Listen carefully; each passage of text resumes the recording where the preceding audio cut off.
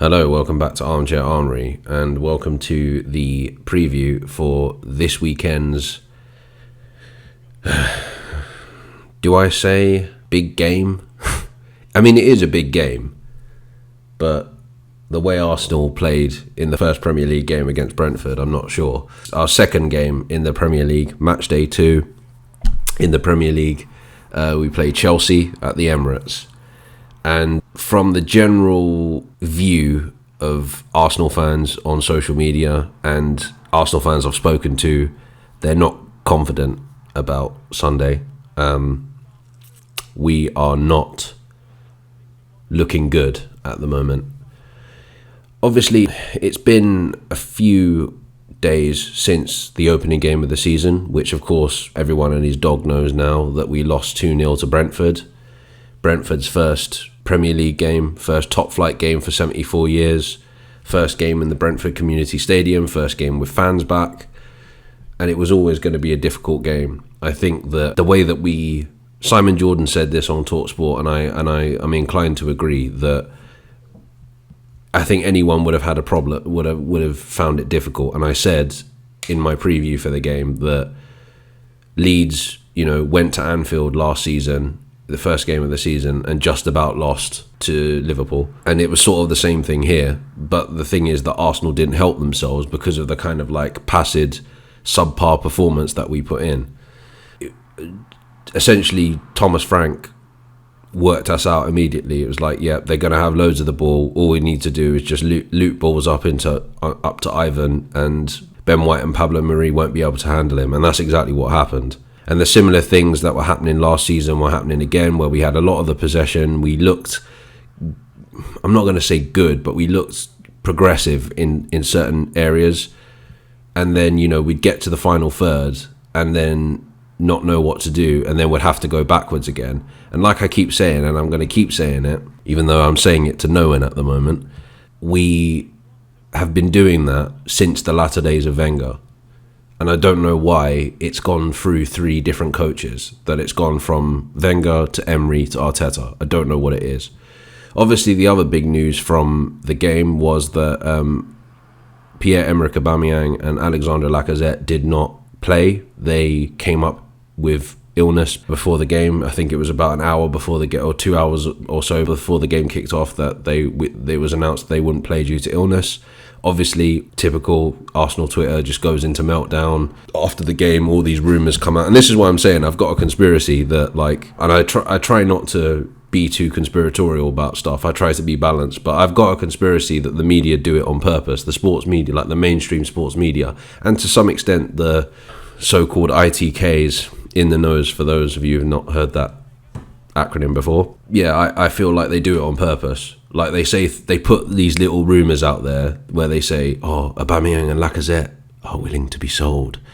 And they know because, particularly on social media, and this isn't just unique to Arsenal fans, like football fans on social media, or people on social media in general, are insane and just overreact and are just reactionary and don't think and don't look at the bigger picture.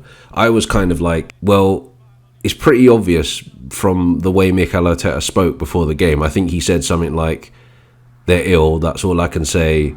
And then Laura Woods asked him, I forget what she asked him now, but his response was something along the lines of, in this world, the way things are at the moment, all you have to do is adapt.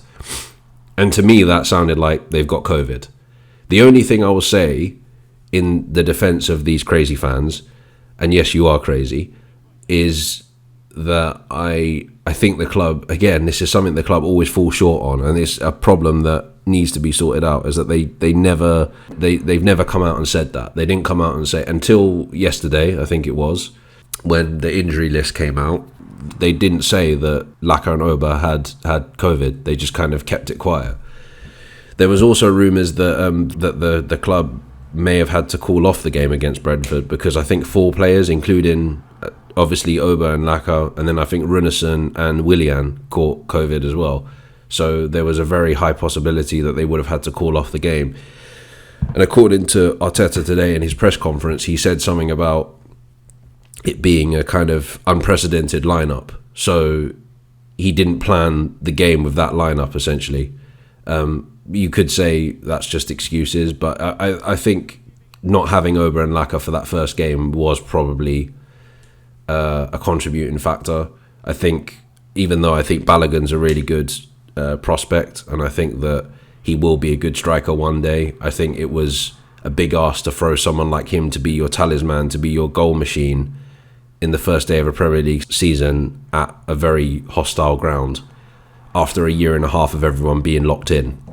So I expected, it's in a way, looking back on it now, that's the thing. At the time when a game happens and the final whistle goes, your first reaction, similar to what happens with all these fan cams on YouTube and that kind of stuff, a lot of the time you just react in the moment and you're emotional and you think to yourself, where is it going to go? And I felt, and on reflection, I felt like I overreacted a little bit. And on this channel, for this section of my channel, I don't want to be that person that comes on and rants to try and get views. I don't get views anyway, but I don't want to be one of those people.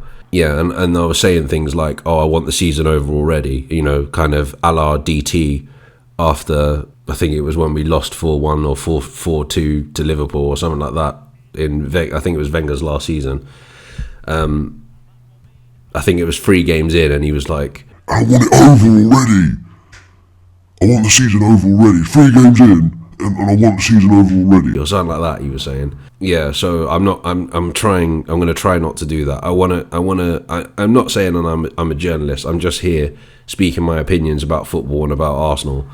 But I want to go down the road of similar to people like Tom Canton at Gooner Talk, Harry Symeou, Andrew Mangan and James McNicholas from Arscast. I want to kind of go down that road of being a little bit more balanced and calm about things. I don't want to go down the road of whoever that guy was on Football Terrace that was whispering a rant and AFTV and stuff like that. I don't want to overreact because I just don't think it's helpful. I don't think overreacting is helpful.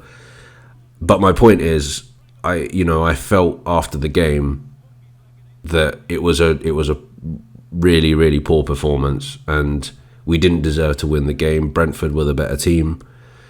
But then a couple of days later, I had time to think about it and I was kind of like, at this moment in time, there isn't any point in throwing my toys out of the pram with everything. It's the first game of the season. There are things that Mikel Arteta did wrong last season, and I knew the club wasn't going to sack him, and I've kind of made my peace with that. If they were going to sack him, it would have been after the Villarreal game, and I've made my peace with that, and I'm kind of like, okay, yeah, right, let's just see how it goes. Obviously, if it continues, and we lose to Chelsea, lose to West Brom in the cup on Tuesday, I think that is, in the League Cup, then lose to City, and then we go into the international break with no points, then I think that Norwich game becomes massive, because if he drops points at Norwich, then unless like Stan and Josh Kroenke have gouged their own eyes out like Oedipus, then there's no way that they can't start raising eyebrows and being like, what is this guy doing? Like, yeah, we've got to do something here.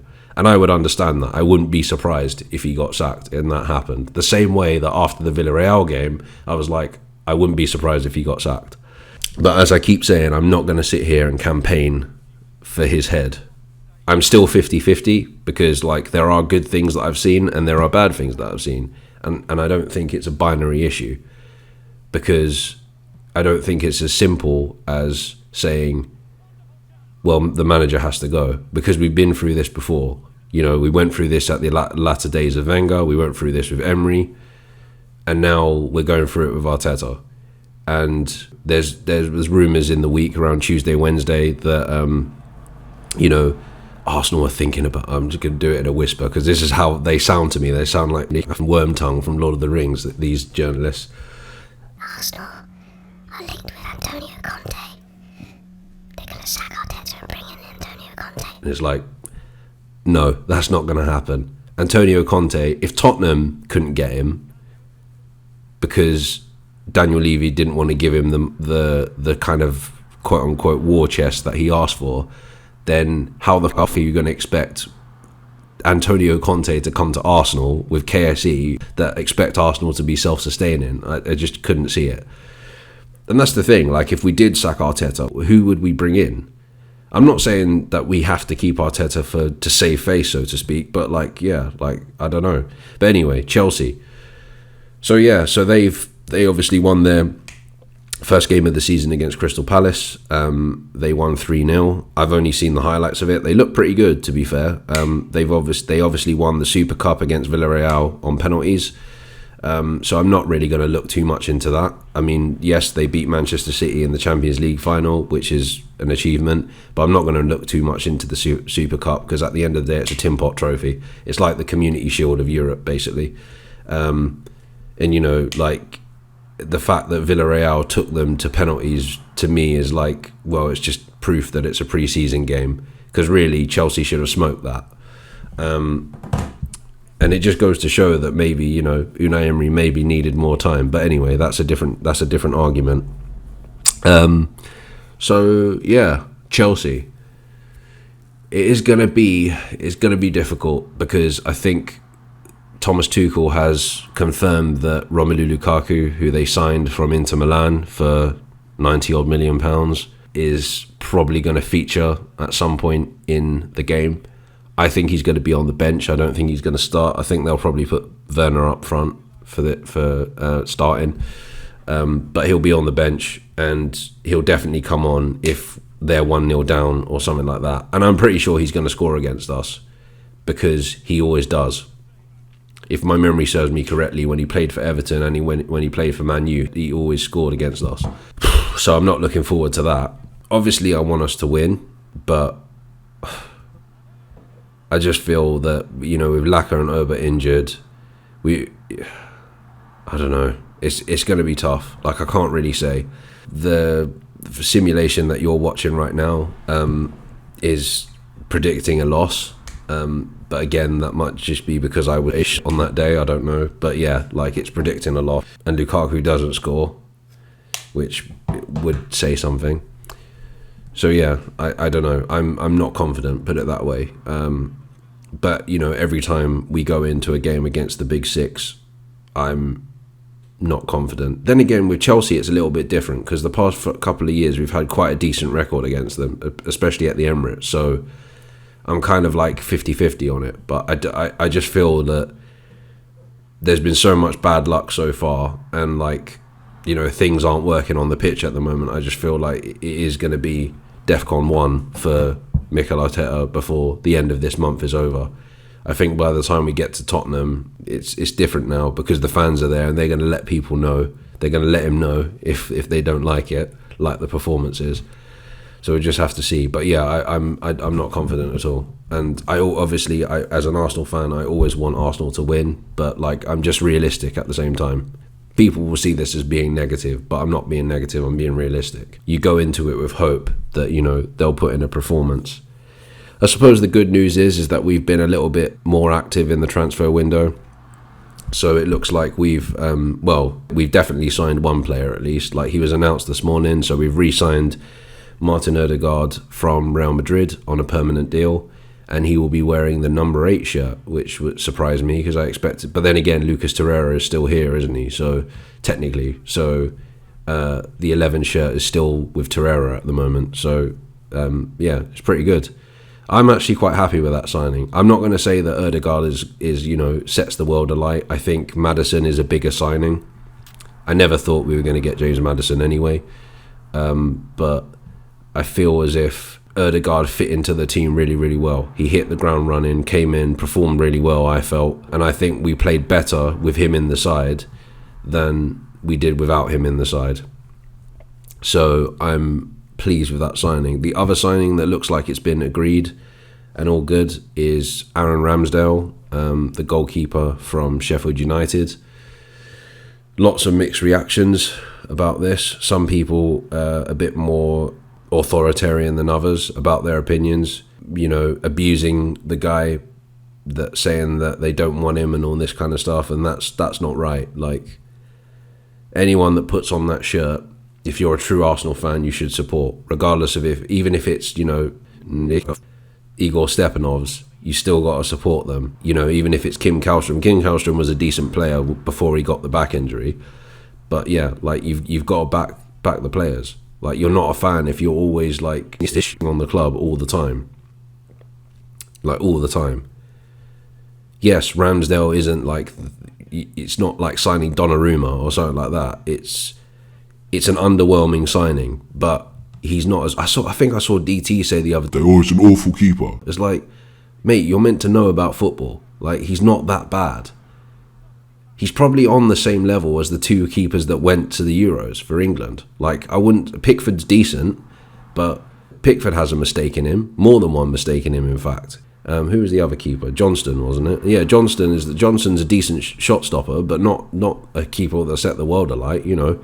So I'd say Ramsdale is exactly the same as that. And I think, again, I agree with a lot of what people said, that, like, I think Leno needs competition. There was rumours early in the summer, during the Euros, that he wasn't happy at Arsenal and that he was thinking about leaving.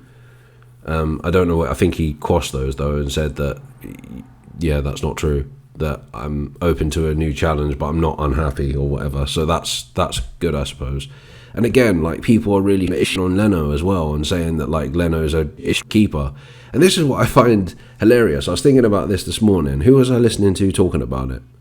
I think it was Jim White, Simon Jordan and Trevor Sinclair talking about it.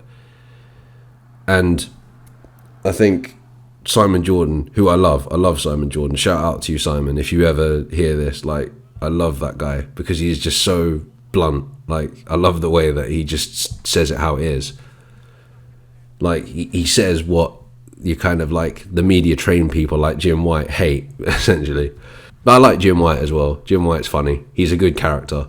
But yeah, he was talking about how everyone was not sure, you know, of who they would keep between Martinez and Leno when Martinez came in after Leno's injury at Brighton and played really well. Now, I think that Martinez, you know, I would have loved to have kept Emi because he's an academy graduate. He came in, you know, it was almost as if I was seeing the long ponytail moustache of David Seaman in the goal when he was there. It's almost as if he was safe hands and the crazy German rolled into one, in a way. He was a good keeper. But that's the thing, like, in football you can't just say I want this person. It's not FIFA. On FIFA, in the fake world, when you get a message from a player in career mode saying, Boss, I want to leave. like, you can ignore it.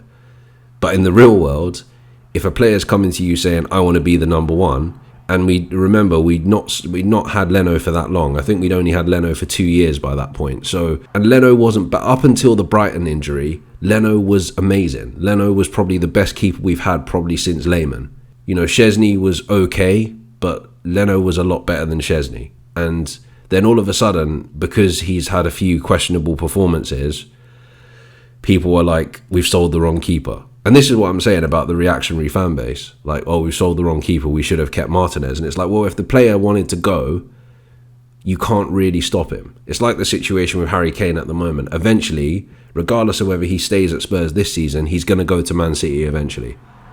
It's the same with Alexis Sanchez. Alexis Sanchez wanted to go. We kept him for another season. Eventually, he went. I don't know where he is now. I think he's still at Inter, as far as I'm aware. I don't think he's... I don't know if he's on loan at Inter or whether Man United sold him. But anyway, but if a player wants to go, essentially that they will go. Like, there's nothing we can do about it as fans. We can bitch and moan and, you know, sit there saying it makes our piss boil. Shout out Alex Belfield. But it's not going to change anything. Like, if Emi wanted to go, he will go. And that's what he did. And, you know, he's gone on to bigger and better things. But again, it's just all about backing the players, man. Seriously, like, we have to. Leno isn't a bad keeper. He's just had a few... Yeah, he's had a few questionable performances recently. Are you guys forgetting the save that he pulled off against Spurs? The double save that he pulled off against Spurs even? Come on, like, support the players, man. Like, he's not that bad. Like, we've had worse keepers since Seaman and Lehmann. And I think that Ramsdale will be good competition for him. And again, like, Ramsdale isn't that bad. Yes, I know that he was part of two teams that got relegated in Bournemouth and Sheffield United. I'm hoping he's not not a bad luck charm and he comes in and we get relegated. But yeah, like, he wouldn't have been called up to England if he... I should put it that way. I know that... I think that was Johnston, though. Johnston got called up because Pope was injured. But yeah, like... Yeah, he wouldn't have been called up if he was rubbish, you know. And he's definitely like an upgrade on Runarsson and Near... is it Near? And Okonkwo. They're young guys. Like, they're not ready. Okonkwo could probably play in League Cup games, perhaps. But, you know, no. And, you know, it's definitely an upgrade on Runarsson. So, yeah. It's not been that bad, I'd say. On reflection, and I said this even when we'd only signed Lokonga and Tavares, it's not that bad. I think the players we brought in are decent. Ben White had a bad game against Brentford. I'm sure he'll come good eventually, you know. Like, he wouldn't have been called up for England, and there wouldn't be Brighton and Leeds fans saying that he's a top player. You know, it's just not possible. But anyway, Chelsea, I don't know. Like I say, I'm not confident. My heart is saying that we can win the game like 1-0 or something, but I think we're going to lose this like 2 or 3-1, maybe 3-0, something like that. Sorry, Gooners, I can't. Not at the moment. I can't be optimistic. Not at the moment. Not with this run of fixtures coming up. Oh God, the life of an Arsenal fan. It's so frustrating sometimes. Anyway, I think I'm going to leave it there. I'll be back again on Sunday after the game, giving my thoughts, hopefully a bit more measured than after the Brentford game, and hopefully in a bit more jovial spirits than after the Brentford game. Like and subscribe if you're new around here. If you like what you're hearing, you can follow me on Twitter and Instagram at PI_FOGTV. And yeah, until I speak to you again, take care and stay safe. I should do Critical Drinker. What does he say? That's all I've got for you today. Go away now. To watch for the opposition, but they couldn't keep tabs on him in that vital moment when he grabbed that goal.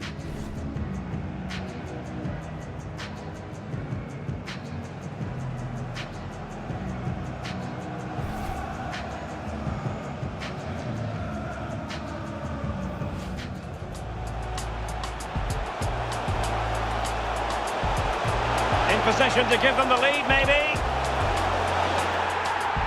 An early goal.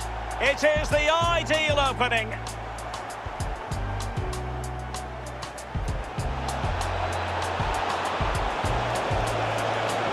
And that will mean a caution. Well, definitely a yellow card, Derek.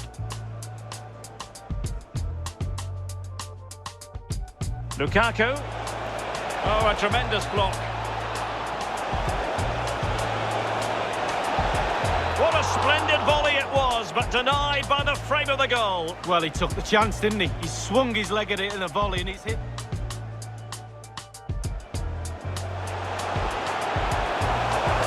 Wonderful chance. Oh dear, I think he's left his shooting boots behind in the dressing room. Well, it was well worth the effort. Poor technique, really. Should do better. Oh, tremendous block. Trailing as they are, they must make good use of this corner. Might be a chance here. Oh, that was a terrific stop in a 1-versus-1 situation. Well, high fives all round for the goalkeeper. Absolutely fantastic. Well, it could be on for him here. Oh, a moment of pure class! Had to catch it perfectly, and didn't he just?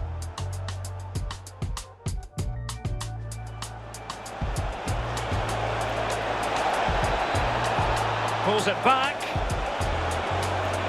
They've only gone and grabbed another one. 2 goals in quick succession. Now they have the lead. No one.